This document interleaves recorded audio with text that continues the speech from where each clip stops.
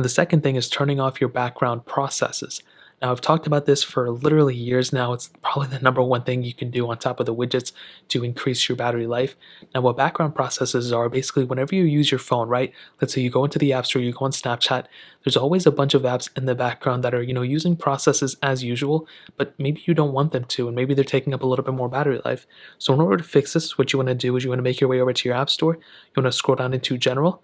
You then want to scroll down to background app refresh, which is right here. And all these apps are taking up just a little bit of battery life. So your best bet is to go through every single one of these apps and just turn off any one that you're not using. AKA, if you do this, it'll also probably turn off notifications. So it's not going to be able to notify you of anything. So you typically want to keep things like Snapchat or TikTok or Instagram or whichever other apps that you want notifications from. But for the most part, like for example, like Fortnite, I don't want Fortnite notifying me of anything, and I don't want it even running in the background. So by turning it off, you're saving just a little bit of battery life. And if you do this over and over again to all these other apps, well, you can go ahead and save yourself a bunch of battery life in general. So like I said, I wouldn't recommend turning off apps that you don't actually use.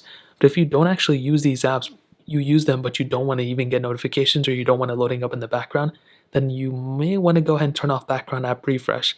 Things I wouldn't recommend turning off, like I said, TikTok, Twitter, Instagram, Snapchat, your mail apps, anything like that. But everything else, in my opinion, is pretty much fair game. Now,